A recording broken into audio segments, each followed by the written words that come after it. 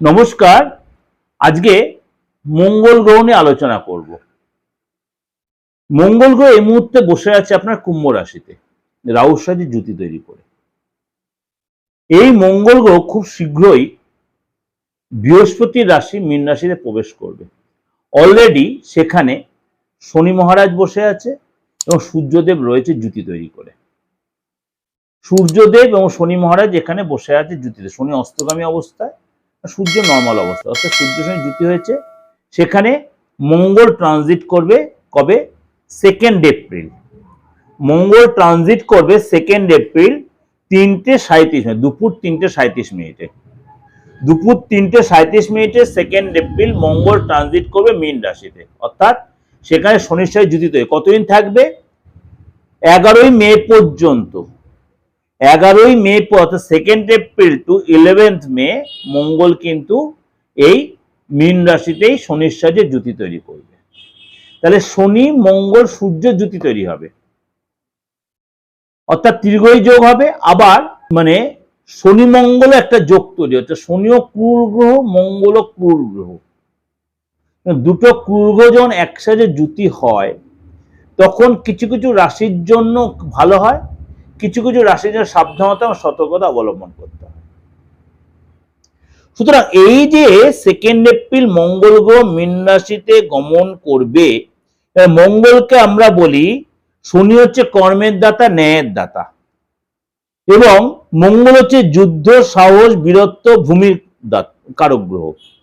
শনি ও মঙ্গল উভয়কে আমরা অশুভ গ্রহ বলি, এবং এই দুই গ্রহ একই সাথে জুতি তৈরি করবে বৃহস্পতি রাশিতে, তখন কি এফেক্ট হবে বিশ্ব সংসারে এবং 12 রাশির উপরে। মঙ্গল এবং শনির সংযোগে মানে দেশে, বিশ্বে, সব জায়গায় তার কিন্তু একটা প্রভাব পড়বে। এবং সেখানে কিন্তু এই যে যুদ্ধের সিচুয়েশন চলছে, মঙ্গল রাহু কম্বিনেশনটা একটা কিন্তু তার বিশাল ভাইটাল পয়েন্ট। মঙ্গল যখন রাহুতে সরে যাবে তখন কি এফেক্ট? তখন যুদ্ধের পরিস্থিতি আস্তে আস্তে হালকা হবে, এবং এই যে একটা মানে চাহিদার জায়গা তৈরি হচ্ছিল তেলের বা গ্যাসের, সেই জায়গাটা আস্তে আস্তে অনেকটা নর্মাল হবে, এবং আস্তে আস্তে দেখবে অনেকটাই পজিটিভ দিকে আসবে। মানুষের মানে মানে এই হাহাকার ব্যাপারটা অনেকটাই কমবে, জ্বালানির যে হাহাকার ব্যাপারটা অনেকটাই কমবে। এবং এই সময় কিন্তু কারণ মীন রাশিতে জলরাশি, সেখানে মঙ্গল যাচ্ছে, অনেকটাই তার প্রভাবটা কমে যাচ্ছে।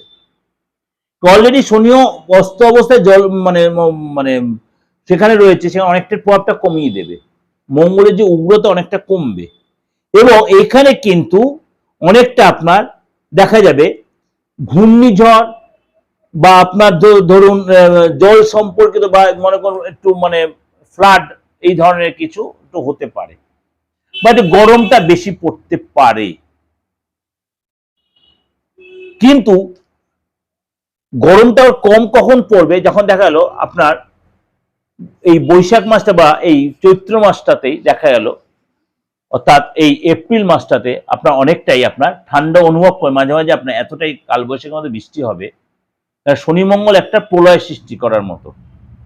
শনি মঙ্গল যখন জুতি তৈরি তখন একটা প্রলয় সৃষ্টি হয়, অর্থাৎ যুদ্ধের একটা বাতাবরণ তৈরি। যুদ্ধের মানে মেন যে আমাদের সামাজিক সিস্টেমে যুদ্ধের একটা পরিবেশ রয়েছে, সেটা হচ্ছে অনেকটা হালকা হওয়া একটা পরিবেশ তৈরি হবে।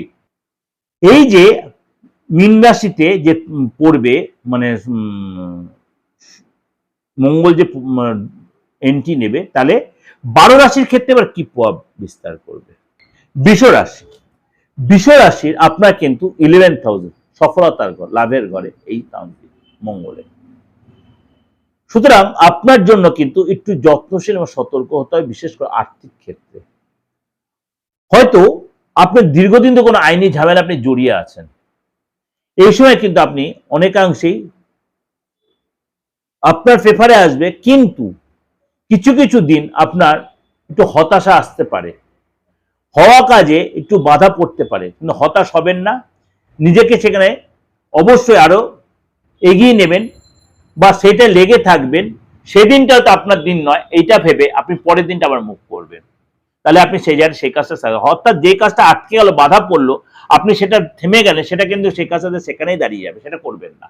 কারণ বিশ্বরাশির সফলতার ঘরে এই ট্রানজিট আপনাকে ভালো মন্দ মিশিয়ে দেবে। আপনি মনে করুন কোনো সম্পত্তি কেনার প্ল্যান করছেন, অবশ্যই ভালো করে যাচাই করুন, সম্পত্তি অবশ্যই কিনুন, কিন্তু যাচাই করে নেবেন, কাগজপত্র দেখে নেবেন। কোথাও ইনভেস্ট করছেন, গাড়ি কিনছেন, যাই কিনছেন আপনি, বা কোথাও ঘুরতে যাবেন, কোনো আপনি মনে করুন নদীর বা সমুদ্রে ঘুরতে, অবশ্যই যত্নশীল হবেন, কোথায় যাচ্ছেন, বেশি তাড়াহুড়া করবেন না, হঠকারী সিদ্ধান্ত নেবেন, এগুলো একটু ভেবে চিন্তে নেবেন, তাহলেই দেখবেন ওভারঅল আপনি সেই জায়গাটা আপনি ম্যানেজ করতে পারবেন। আর্থিক জায়গাটা আপনার যথেষ্ট লাভবান হবেন। চাকরি পাওয়ার আপনার সময়, যারা বেকারত্বের দিনকার চাকরি পাওয়ার সম্ভাবনা তৈরি হবে। ব্যবসায়ী যারা রয়েছেন তারা লাভবান হবেন এই সময়। আপনাকে একটাই কথা বলবো, এই সময় রাগটা আপনার নিয়ন্ত্রণ করতে হবে, কারণ এই সময় কিন্তু চিচ্চিরা মেজাজ হবে, লোকেকে দুমদাম করে বাজে কথা বলে। আপনার শব্দ চয়নে যত্নশীল হতে হবে, মুখের ভাষা এই সময় কিন্তু আপনার খারাপ হতে পারে, নিজের মধ্যে ঔদ্ধত্য অহংকার বাড়তে পারে। রাস্তায় গাড়ি চালাতে সাবধানতা অবলম্বন করতে হবে। আপনার বাড়িতে কোনো জানে যেতে সেখানে সাবধানতা অবলম্বন করতে হবে। আপনি নদী পাহাড়ে ঘুরতে সেখানে সাবধানতা অবলম্বন, এগুলো একটু মেনটেন করে ওভারঅল কিন্তু আপনার সময়টা ভালোই হবে। যে এটা ওভারঅল বললাম, ভালো থাকবেন। ভালো হলে অবশ্যই লাইক করবেন। যোগাযোগ করতে হলে যে কোনো প্রয়োজনে অ্যাস্ট্রোলজিক্যাল তন্ত্র রিলেটেড বা যাদের ডেট অফ বার্থ নেই, যে কোনো ধর্মের যে কোনো সমন্বয়ের লোকে যোগাযোগ করতে হবে। 8910973325 9433960106।